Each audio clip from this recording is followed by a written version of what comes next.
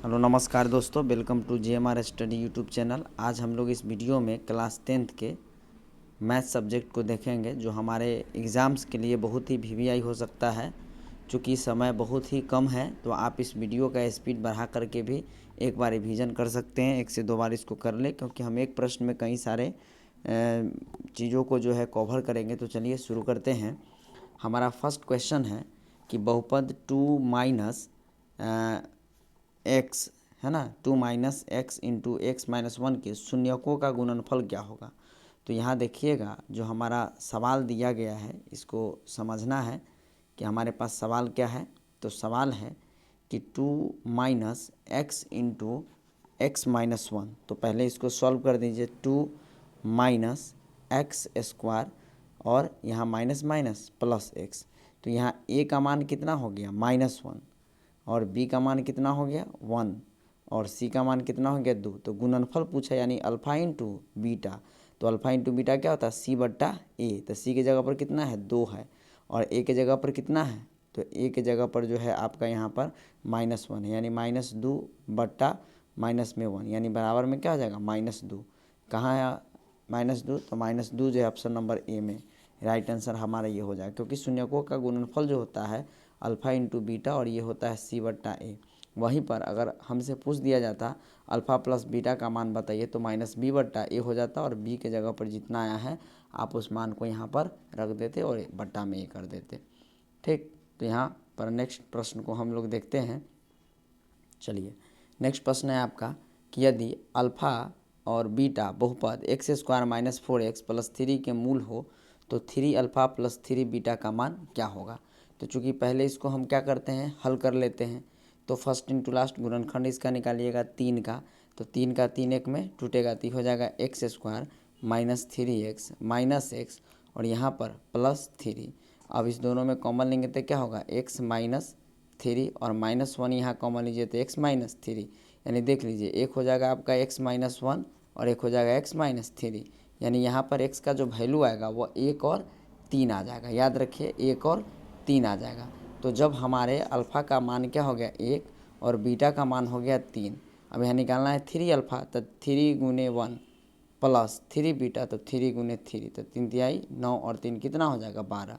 Option number A में है 12, तो राइट आंसर 2 का क्या हो जाएगा ए। नेक्स्ट प्रश्न को देखते हैं। यहाँ कहता शून्यकों का योग निकालिए। तो शून्यकों का जो योग निकालना है, यहाँ देखिए गुना करेंगे तो क्या हो जाएगा 2x स्क्वायर माइनस 5x और माइनस 3। ए का मान कितना है 2, बी का मान कितना है -5, और सी का मान कितना है -3। तो शून्यकों का योग यानी -b बट्टा ए। तो b के जगह पर कितना है -5, तो -5 और बट्टा ए के जगह पर 2, यानी 5 बट्टा 2, यानी ऑप्शन नंबर क्या हो जाएगा डी, प्लस में है तो 5 बट्टा 2, यानी अल्फ़ा प्लस बीटा क्या होता है, तो -b बट्टा ए होता है। नेक्स्ट प्रश्न देखिए, निम्नलिखित में से कौन बहुपद है। यहाँ बहुत याद रखिएगा, वीवीआई पॉइंट है कि बहुपद कौन होता है और कौन बहुपद नहीं होता। याद रखिए, यदि किसी चर का घात जो है अगर माइनस में हो और बट्टा में हो यानी भिन्न में हो तो वो बहुपद नहीं होगा। याद रखिए कि यदि किसी बहुपद का चर मान जो है, चर का जो घात होता है, चर का घात, चर का मतलब एक्स वाई जो भी है, तो उसका अगर घात भिन्न में हो और माइनस में हो तो वो बहुपद नहीं होगा। तो देखिए यहाँ पर क्या, इसका जो चर है, चर कौन कौन है, एक्स है, एक्स है, एक्स है, एक्स है, यानी 3 है। तो इसमें क्या है, एक्स जो है एक्स स्क्वायर है, यहाँ भी एक्स है, तो यहाँ पावर 2 है घात, यहाँ प्लस 1 है पावर, लेकिन यहाँ ये रूट एक्स है। तो रूट एक्स में अगर इसको हम सही ढंग में लिखें तो क्या होगा, एक्स के पावर 1/2 भिन्न में आ गया, अतः यह बहुपद नहीं होगा, यानी पहला वाला बहुपद नहीं हुआ। दूसरा देखिए भिन्न है तो ऑलरेडी ये बहुपद नहीं होगा। यहाँ भी देखिए भिन्न है, नहीं होगा। लेकिन यहाँ देखिए, तो जब 3 गुना नहीं हुआ तो डी नंबर हो ही जाएगा, लेकिन कैसे होगा, चूँकि रूट 2 है, ये एक्स के पावर रूट नहीं है, जबकि रूट 2 है, ये अलग है शून्य, और एक्स स्क्वायर है। फिर यहाँ भी देखिए 3√3 है, एक्स में रूट नहीं लगा हुआ है, रूट 6 है, अंक में लगा है, इससे मतलब नहीं है। चर का घात जो है भिन्न या माइनस नहीं होना चाहिए। अगर वह भिन्न, चर का घात अगर भिन्न में आ जाए या माइनस में आ जाए, ऋणात्मक में आ जाए, तो वह बहुपद नहीं होगा, अन्यथा वह बहुपद होगा। तो ऑप्शन नंबर हमारा क्या हो जाएगा डी, नेक्स्ट प्रश्न देखिए, कहता है कि यहाँ पर 2x प्लस 3y बराबर 12 और 3x माइनस 2y बराबर 5 है, तब क्या होगा। देखिए एक एक करके मान डालिए, 2 दूना 4 और 3 तिहाई 9, तो 9 4 13, 12 है, जबकि 13 आ रहा है तो पहला नहीं होगा। फिर यहाँ देखिए 2 दूनी 4 और -3 है, तो ये तो ऐसे भी नहीं होगा।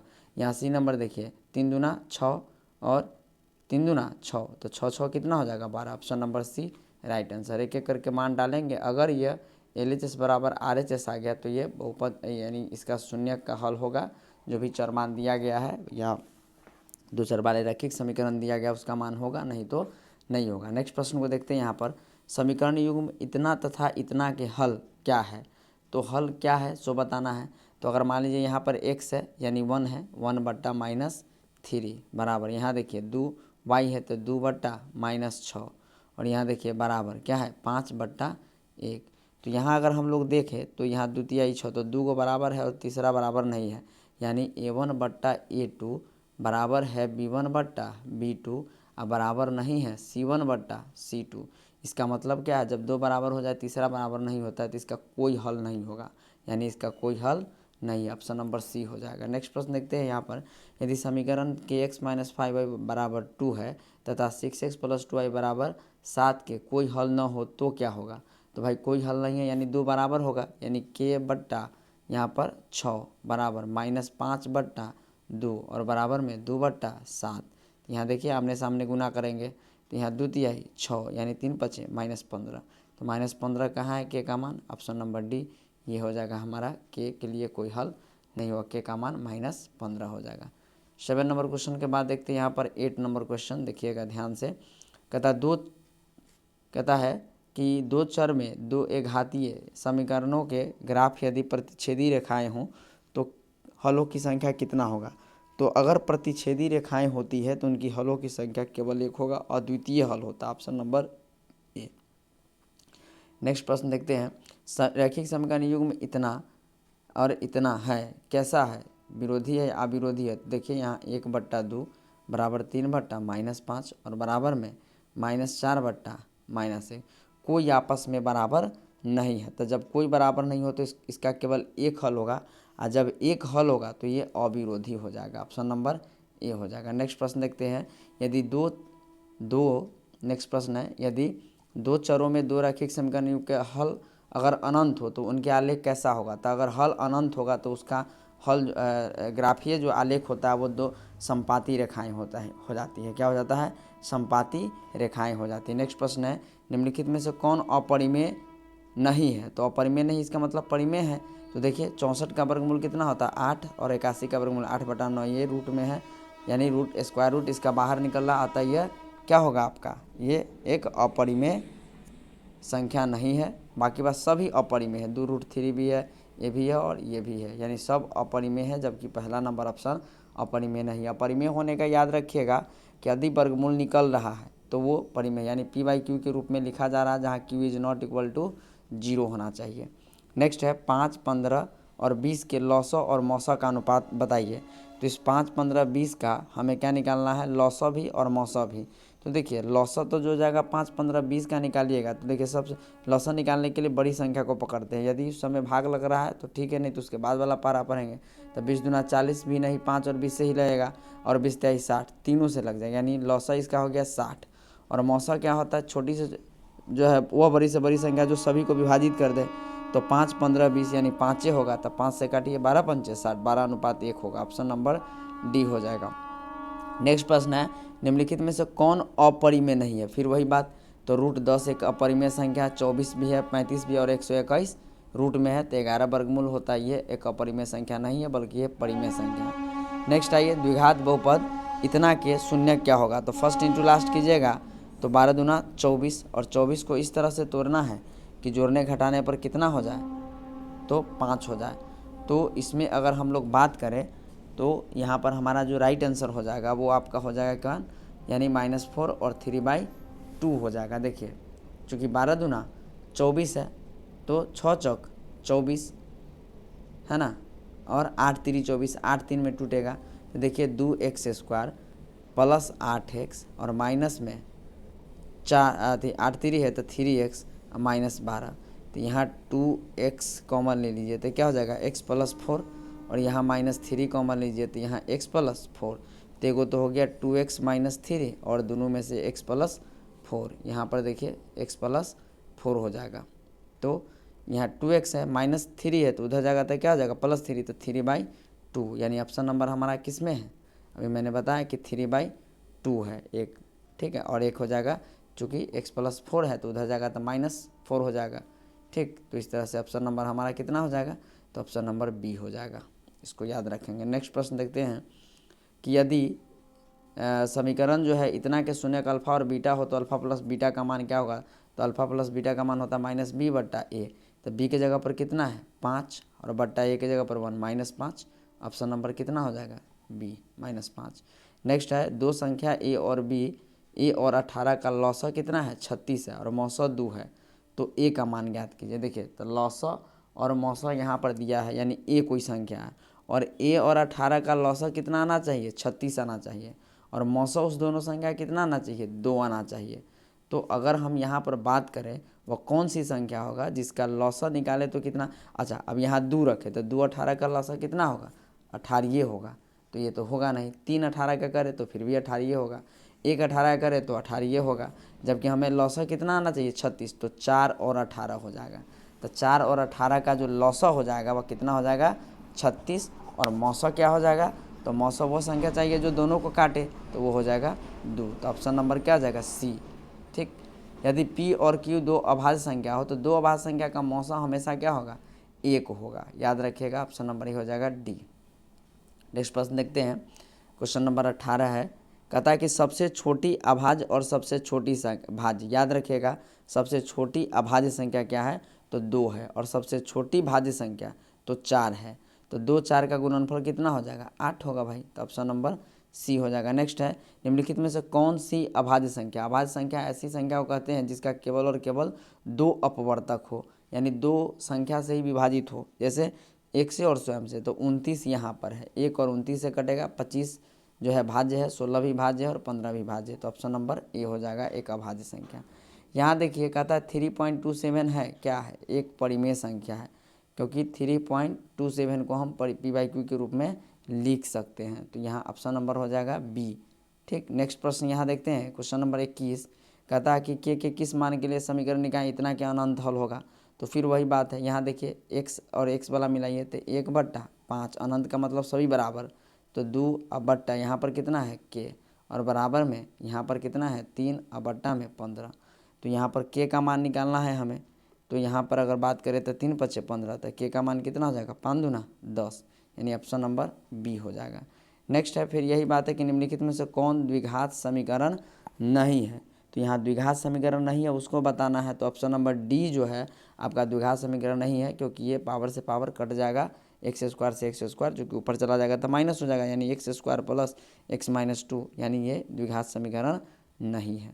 नेक्स्ट है के किस मान के लिए समीकरण इतना का मूल वास्तविक और असमान है, तो वास्तविक और असमान कब होता है, जब d का वैल्यू 0 से बड़ा हो, इसका मतलब क्या हो गया कि k² जो है तो b² - 4ac हो जाएगा, b² - 4ac, तो b के जगह पर कितना है भाई, तो b के जगह पर है +4, b² - 4ac, यानी 4 a के जगह पर k और c के जगह पर है, तो 4 चौका 16, तो 16 हो जाएगा, +16 उधर जाएगा, 4 चौका 16, यानी 4 हो जाएगा आपका, यानी क्या है k is greater than 4, k is greater than 4, तो k इज़ ग्रेटर देन 4 कहाँ पर है, तो यहाँ पर k इज़ जो k से बड़ा होगा 4, यानी ये हो जाएगा ऑप्शन नंबर ए हो जाएगा आपका।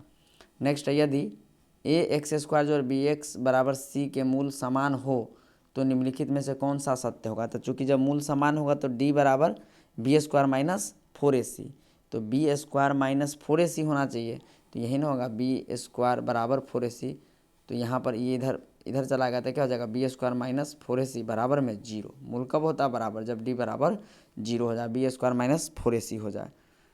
देखिए यदि द्विघात समीकरण इतना के मूल समान हो, मूल क्या हो समान हो, तो भाई इसको बताना है, तो वही वाला बात है b² - 4ac पर इसको क्या कीजिए रखिए, तो आपको जो है c + a = 2b आ जाएगा, यानी ऑप्शन नंबर कितना हो जाएगा सी हो जाएगा। अब जब इसको हल करके आप देखिएगा ABC करके, तो B² माइनस 4AC तो आ जाएगा आपका। नेक्स्ट कहता है कितना का विवेचक याद रखिएगा। विवेचक पूछा ही जाता है तो विवेचक होता है B² माइनस 4AC, ये विवेचक है। D बराबर B² माइनस 4AC विवेचक या विवेकतर। तो कहता है कि मान निकालना है, तो B की जगह पर कितना है 2 का है, तो 2 का होल स्क्वायर, B है ना, ABC, पहला वाला हो गया A, दूसरा वाला B और तीसरा वाला C।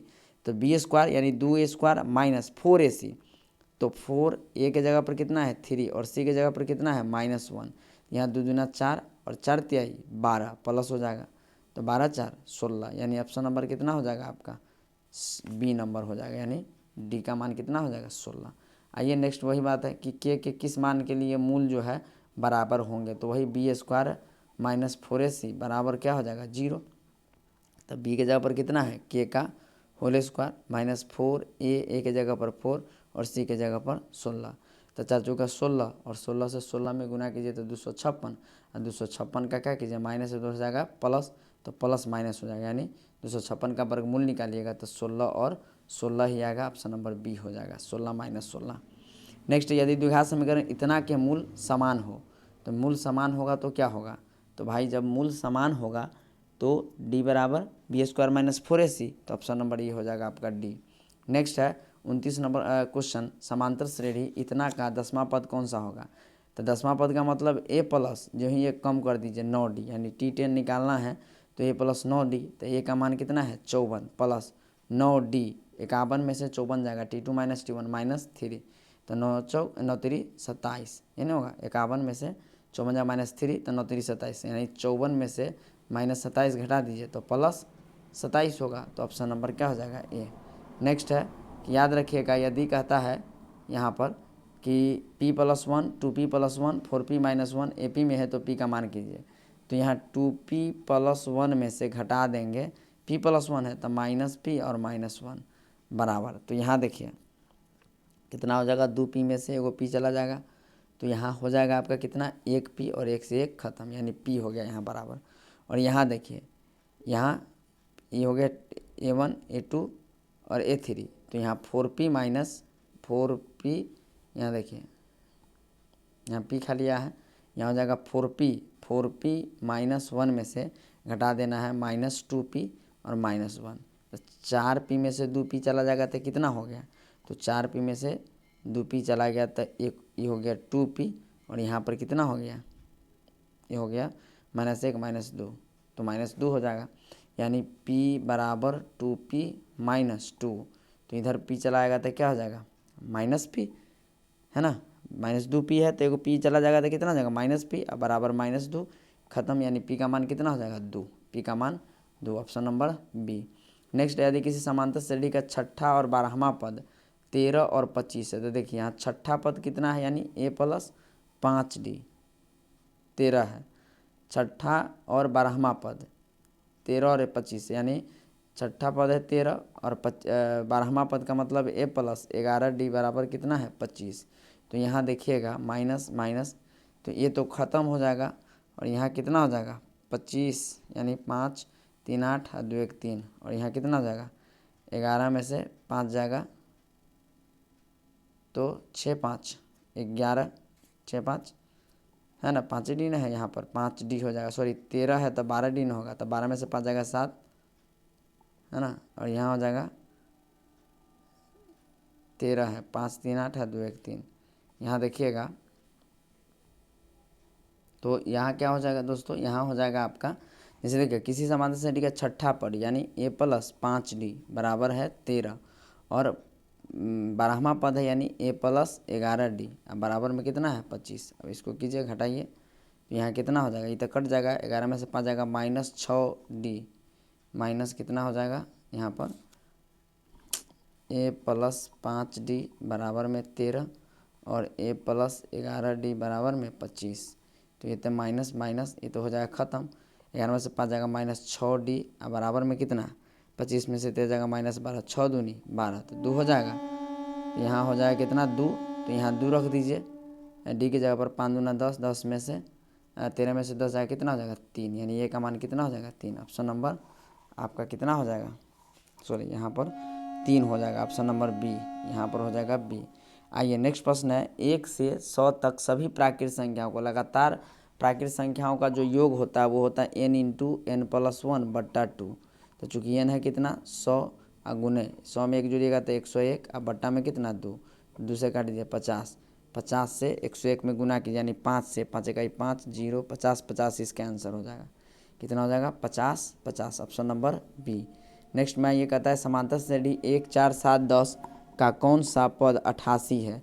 तो चूंकि कौन सा पद 88 यानी Tn बराबर 88। अब ए का मान कितना है, a plus n minus 1 into d होता है।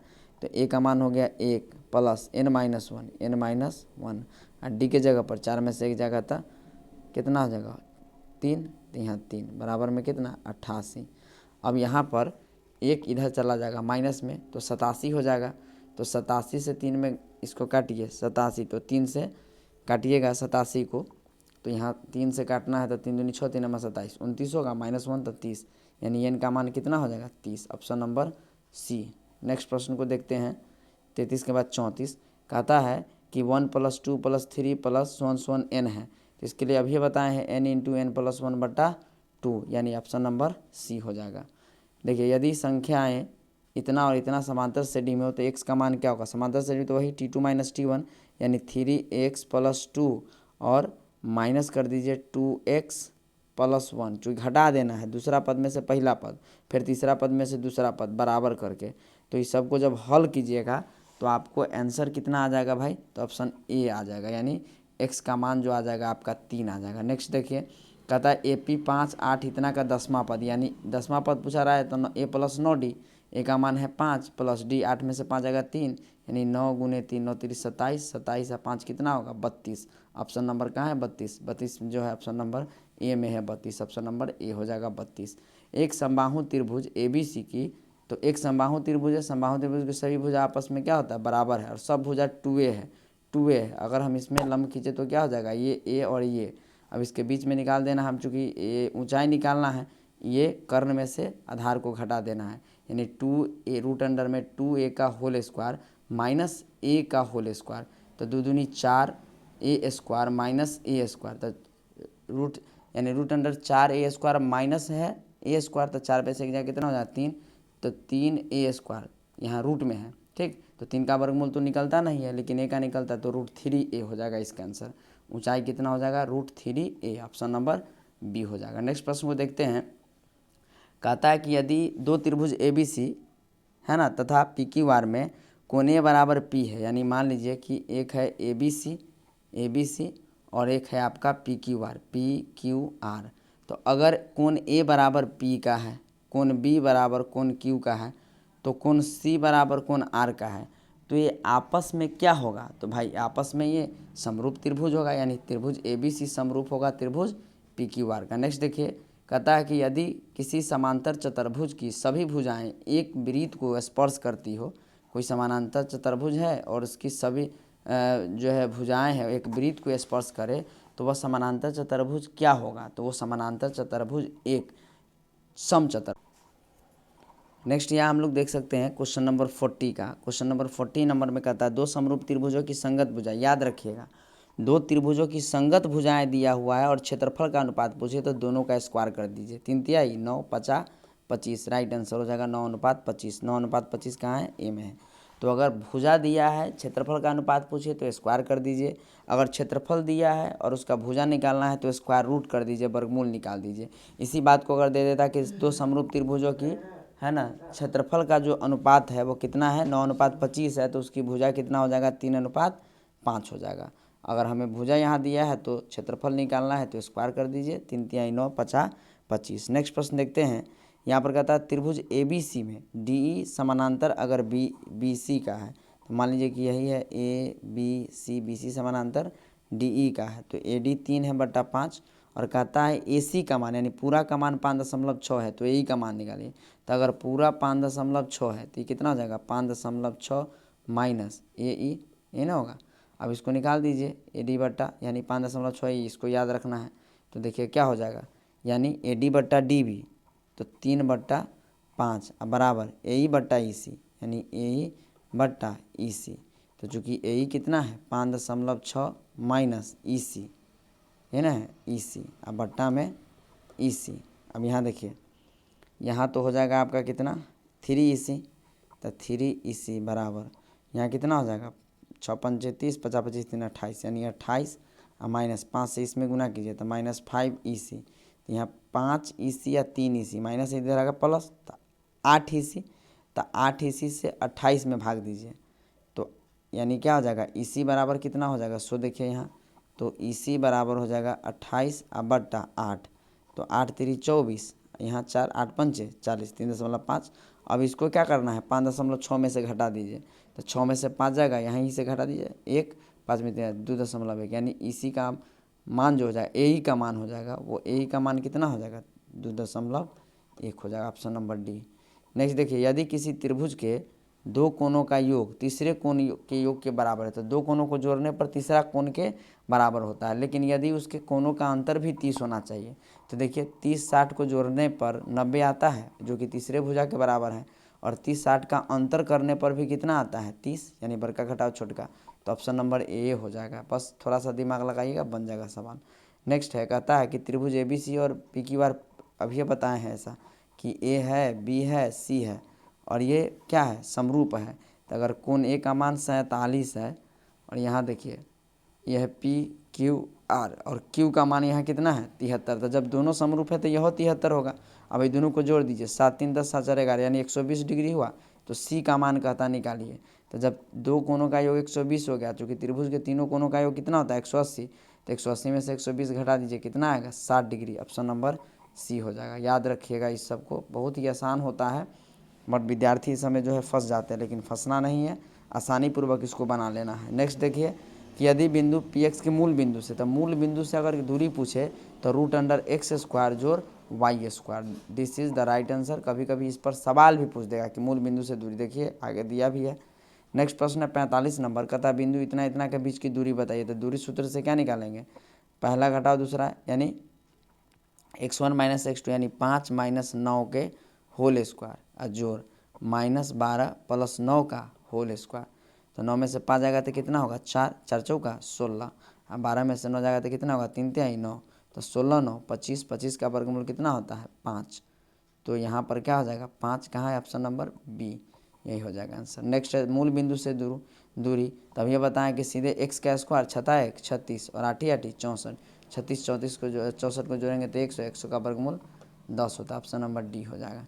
नेक्स्ट है क्वेश्चन नंबर 47, कहता है इतना और इतना को मिलाने वाली रेखाखंड के मध्य बिंदु का, तो मध्य बिंदु का बात पूछे तो x बराबर होता है x1 जोड़ x2/2, यानी -4 + 8/2, 8 में से 4 जाएगा 4, तो 2 दूनी 4, यानी 2 कहाँ है पहले शुरू में, तो शुरू में 2 एक क्योंकि मैं ऑप्शन नंबर सी में, ज़्यादा हल करने की ज़रूरत भी नहीं है, ऑप्शन नंबर सी हो जाएगा इसके आंसर।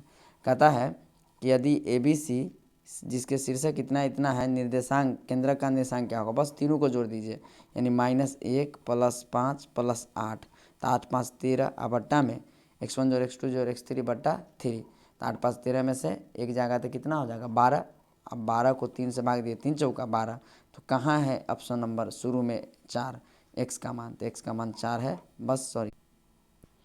या नेक्स्ट प्रश्न को देखते हैं, क्वेश्चन नंबर इनमें से 49, कहता कि इनमें से कौन सा जो है बिंदु इतना पर नहीं है। तो यहाँ पर अगर बात करें, देखिए इसमें से x का मान रखिए, अगर y का मान आ जा रहा है तो ये बिंदु होगा, अन्यथा नहीं होगा। तो अगर मान लीजिए कि हम x की जगह पर 2 रखते हैं तो कितना हो जाएगा 3 दूना 6, और 5 में से 6 जाए कितना होगा 1, तो 1/-2, तो 1/-2 आ रहा है, चूँकि 3 दूना 6 में से 5 जाएगा 1/2, तो लेकिन माइनस में आ रहा है, जबकि इसमें आना चाहिए क्या चीज़ प्लस में 1/2, यानी इसका मतलब क्या हुआ कि क्वेश्चन नंबर 49 का जो राइट आंसर हो जाएगा यहाँ पर, कहता कि कोण नहीं है। तो अगर 3 दूना 6 रखें तो 5 में से 6 जाएगा -1 होगा, हाँ सॉरी ठीक है यहाँ पर, और माइनस से माइनस कट देते ये होगा। फिर यहाँ पर बी को रखें 3 तिहाई 9, तो 9 में से 5 जाएगा 4, तो 2 आइए जाएगा। फिर यहाँ पर देखिए 3 5 15, 15 में से 5 जाएगा 2 5 10 आइए जाएगा, तो यानी 3 वो आ ही गया, तो चौथा नंबर ही राइट आंसर हो जाएगा हमारा। आइए बिंदु इतना जो है किस पाद में, याद रखिएगा ये जो है ना, इससे एक प्रश्न बन सकता है, तो याद रखिएगा x है, x डैश है, ऊपर वाला y है, नीचे y डैश। फर्स्ट क्वाड्रेंट में दोनों प्लस प्लस होता है। सेकेंड क्वाड्रेंट में अगर बात करें तो एक्स क्या हो जाएगा माइनस और वाई हो जाएगा प्लस। तीसरा क्वाड्रेंट में दोनों माइनस से होता है। और फोर्थ में यहाँ देखें तो एक्स प्लस और वाई माइनस। तो अब इस हिसाब से बता दीजिए, चूँकि पहला माइनस है तब है प्लस, तो माइनस प्लस किस में है, माइनस प्लस द्वितीय पाद में है। तो इसको एकदम से याद रखिएगा, प्रथम क्वाड्रेंट में क्या होता है दोनों प्लस, सेकेंड क्वाड्रेंट में माइनस और प्लस, और थर्ड क्वाड्रेंट में माइनस और माइनस से होगा, और फोर्थ में प्लस और माइनस होगा। तो इस हिसाब से किस पाद में है, द्वितीय पाद में है। नेक्स्ट देखिए 1 माइनस कॉस स्क्वायर थीटा क्या होता है, साइन स्क्वायर थीटा, और 1 plus cot square theta cosec square theta, जो कि साइन स्क्वायर थीटा को हम लिख सकते हैं 1/, कॉसेक स्क्वायर थीटा, कॉसेक से कॉसेक खत्म, बच गया 1, यानी आंसर हो जाएगा डी। नेक्स्ट प्रश्न देखिएगा यहाँ पर कि यदि कॉसेक थीटा रूट 10 है, तो कॉसेक थीटा रूट 10 है तो साइन थीटा कितना हो जाएगा, इसका उल्टा हो जाएगा 1/√10। तो यहाँ हम निकाल देंगे पहले कॉस थीटा। तो कॉस थीटा जब निकालिएगा तो 1 माइनस साइन स्क्वायर थीटा, यानी 1 माइनस √1/10 का होल स्क्वायर। यहाँ देखिए क्या हो जाएगा, यहाँ हो जाएगा आपका, चूँकि कॉस थीटा हमको निकालना है तो कॉस थीटा बराबर होता है √1 माइनस साइन स्क्वायर थीटा, तो 1 माइनस 1/साइन स्क्वायर थीटा, तो √10 का होल स्क्वायर। तो यहाँ कितना हो जाएगा 1 माइनस 1/10। तो चूँकि 10 में से एक जगह 9, तो √9/10, तो 9 का वर्गमूल कितना होता है 3, और बट्टा में √10। और चूँकि कॉस का उल्टा होता है सेक, तो क्या हो जाएगा √10/3, तो √10/3 ऑप्शन नंबर बी में है। नेक्स्ट है कि अगर साइन ए का मान 8/17 है तो कॉट ए का मान कितना होगा। तो साइन थीटा बराबर क्या होता है लंब बटा कर्ण, तो कर्ण हो गया कितना 17 का स्क्वायर में से 8 या 64, तो 289 में से क्या करेंगे 64 को घटा देंगे तो कितना होगा, 9 में से 4 गया तो कितना हो जाएगा 5, और 8 में से 6 जाएगा 2, 225 का वर्गमूल कितना 15। अब हमें कॉट थीटा निकालना है, तो कॉट थीटा क्या होता है टेन थीटा लंब बटा आधार, तो आधार बटा लंब। तो साइन थीटा होता है लंब बटा आधार, लंब बटा आधार, सॉरी लंब बटा कर्ण। तो लंब दिया है और आधार हमको यहाँ निकल गया। कॉट थीटा होता है कौन सी आधार बटा, तो 15/8 कहाँ है, ऑप्शन नंबर आपका जो है सी में 15/8। 53 का क्वेश्चन नंबर 53 का आंसर कितना हो जाएगा सी। नेक्स्ट आइए 1 माइनस टेन स्क्वायर 45 डिग्री, तो 1 माइनस 1 का होल स्क्वायर बट्टा 1 प्लस 1 का होल स्क्वायर। 1 में से 1 जाएगा 0 बट्टा कोई भी संख्या हो तो क्या हो जाएगा 0 हो जाएगा। तो यहाँ 54 का जो क्वेश्चन हो जाएगा 54 नंबर क्वेश्चन का आंसर डी 0। नेक्स्ट यहाँ देखिए कि कहता है यदि साइन 2a बराबर 2 साइन ए है तब सत्य होगा जबकि a बराबर क्या होगा। तो साइन 2a बराबर 2 साइन ए ये कब आपस में सत्य होगा, जब हम मान रखेंगे क्या चीज़ ए के जगह पर 0, तो साइन 0 0 और इसमें भी गुना होगा तो 0, तो 0 से 2 में गुना 0, तो ऑप्शन नंबर ए हो जाएगा। Sine square theta plus cos square theta का मान कितना होता है, तो 1 होता है। नेक्स्ट देखिए 1 प्लस टेन थीटा और इंटू सेक थीटा। तो यहाँ पर अगर बात कीजिएगा आप, तो जब इस सब को हल कीजिएगा, जैसे देखिए 1 प्लस ये क्या हो जाएगा साइन थीटा बट्टा में कॉस थीटा, और जोड़ में सेक थीटा को क्या लिख सकते हैं 1/कॉस थीटा। फिर इसको सबको हल कीजिए 1 प्लस कॉस थीटा है, कॉट थीटा तक कॉस थीटा बट्टा में साइन थीटा। तो इस सब को जब हल करेंगे ना तो आपका आ जाएगा ये cos theta plus sine theta का होल स्क्वायर, ठीक, और माइनस में 1 का होल स्क्वायर, अब बट्टा में cos theta into sine theta. तो जब सब को हल करेंगे तो ये हो जाएगा sine square theta plus theta, तो 1 प्लस ये हो जाएगा 2 sine theta into cos theta और -1, तो 1 से 1 खत्म, अब बट्टा में भी cos theta into sine theta है, तो कट के कितना हो जाएगा 2 हो जाएगा, ऑप्शन नंबर सी। नेक्स्ट है कॉट स्क्वायर थीटा क्या होता है, तो cot square theta cosec square theta -1 का होता है। नेक्स्ट है जब ऐसा सवाल दिखाई दे और दोनों का जोड़ 90 हो तो आंसर याद रखिएगा 1 होता है। जैसे 9 1 10 5 3 8 1 9 होगा ना, तो ये ऑप्शन नहीं हो जाएगा 1, चूँकि एगो से कट जाता है। नेक्स्ट है यदि थीटा बराबर 60 डिग्री हो तो sine theta plus cos theta का मान क्या होगा। तो साइन थीटा यानी साइन 60 डिग्री, तो साइन 60 डिग्री होता है √3/2, और कॉस 60 डिग्री, तो कॉस 60 डिग्री कितना होता है 1/2। दोनों को लघुत्तम लीजिए तो √3 + 1/2, ऑप्शन नंबर ए हो जाएगा 60 का। नेक्स्ट है साइन थीटा बराबर क्या होता है, तो साइन थीटा होता है 1/cosec थीटा का, ऑप्शन नंबर बी। तो 61 प्रश्न को हम लोगों ने यहाँ इस वीडियो में डिस्कस किया। तो इस प्रश्न को आप एक बार बढ़िया से देख लीजिए। जो नेक्स्ट बचे हुए क्वेश्चन हम नेक्स्ट वीडियो में लेकर के आएंगे। तो तब तक के लिए धन्यवाद, थैंक यू।